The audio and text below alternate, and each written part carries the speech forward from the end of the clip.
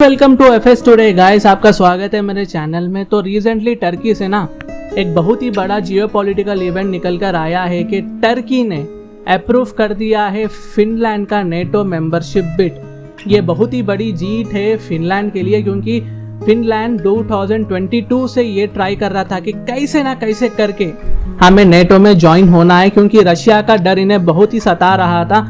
तो कब कहाँ रशिया इन पर अटैक कर देगा, तो वह फाइनली जाकर नेटो ने मेंबरशिप बिड को अप्रूव कर दिया है। क्योंकि जो भी नेटो मेंबर्स के कंट्रीज है, सबका अप्रूवल होना चाहिए अगर कोई कंट्री को नेटो में लाना चाहता है। कि फिनलैंड के प्रेसिडेंट ने रजब तैयब एर्दोगान, जो टर्की के प्रेसिडेंट है, इनसे हाथ मिला रहे हैं। ये फोटो मार्च के महीने की है। देख सकते हैं कि फिनलैंड जो है अब 31st मेंबर नहीं बना है।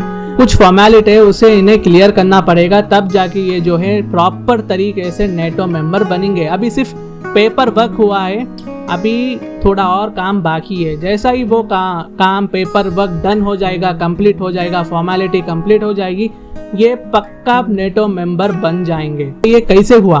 तो टर्की के पार्लियामेंट में ना वोटिंग करवाई गई थी कि क्या नेटो में फिनलैंड को लाना चाहिए या नहीं लाना चाहिए। तो बहुत से लोगों ने कहा कि इसे लाना चाहिए, इस पे वोटिंग करवाई गई।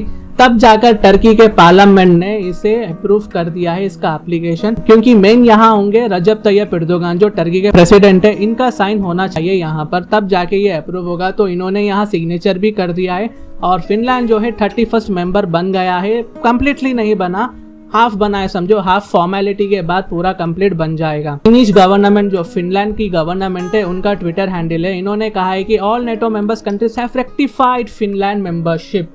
मैंने पहले भी कहा था कि नेटो में अगर ज्वाइन होना है तो सब कंट्रीज का जो है अप्रूवल होना चाहिए। तो पूरे कंट्रीज ने रेक्टिफाई कर दिया है फिनलैंड की मेंबरशिप। यहाँ फिनलैंड कह रहा है कि नेटो की जो मेंबरशिप है ये स्ट्रेंथन करेंगी फिनलैंड की सिक्योरिटी को और इम्प्रूव करेंगी इनकी स्टेबिलिटी और सिक्योरिटी में, जो बाल्टिक सी रीजन और नदर्न यूरोप में बहुत ही ज़रूरी है। अच्छा, तो आप कहोगे कि अच्छा फिनलैंड को एंट्री यहाँ मिल चुकी है, लेकिन स्वीडन को मिली या नहीं मिली? तो दोस्तों इसका जवाब है नहीं। फिनलैंड को तो यहाँ एंट्री मिल चुकी है, लेकिन स्वीडन को एंट्री यहाँ नहीं मिली। देखो दोस्तों, इनकी एंट्री क्यों इसलिए नहीं मिली कि ये बात बहुत पुरानी है। कर्दिस्तान वर्कर्स पार्टी से इसका लिंक है। इसे आप PKK भी बुला सकते हो। ये कर्दिश मिलिटेंट पॉलिटिकल ऑर्गेनाइजेशन है, जो टर्की के द्वारा इसे बैन किया गया था।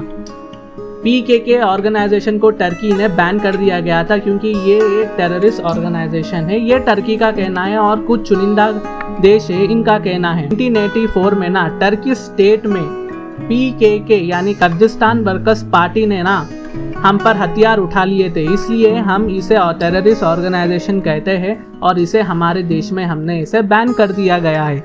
और PKK किन किन देशों के द्वारा बैन कर दिया गया है दोस्तों? PKK ना एक टेररिस्ट ग्रुप है जो टर्की, यूनाइटेड स्टेट्स, यूरोप, यहाँ तक कि स्वीडन ने भी इसे बैन कर रखा हुआ है। स्वीडन को भी मालूम है कि ये एक टेररिस्ट ऑर्गेनाइजेशन। एर्दोगान का तख्ता पलट करने में इन ऑर्गेनाइजेशन का बहुत बड़ा रोल था, लेकिन ये एट लास्ट अनसक्सेसफुल हो गए थे। टर्की के प्रेसिडेंट ने लोगों को यहाँ रोड पर कहने को कहा था और बहुत ही बड़ा हंगामा हुआ था। तब जाके जो है इनकी मिलिट्री पीछे हटी थी और PKK की ये बहुत बड़ी हार थी उस वक्त। तो टर्की यहाँ सोचता है कि स्वीडन ने इन मिलिटेंट्स को, इन PKK के मिलिटेंट्स को जो है बैक सपोर्ट किया है। तो दोस्तों हम सोचेंगे कि अच्छा ठीक है, फिनलैंड को अप्रूव कर दिया है, लेकिन क्या बेसिस पे टर्की ने फिनलैंड को अप्रूव किया है?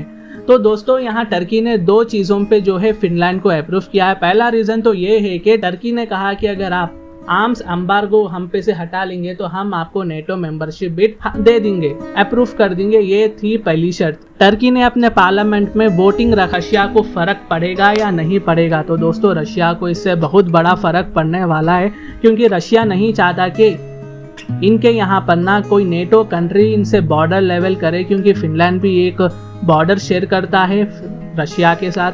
तो व्लादिमीर पुतिन के लिए जो है बहुत ही बड़ा सेटबैक होगा।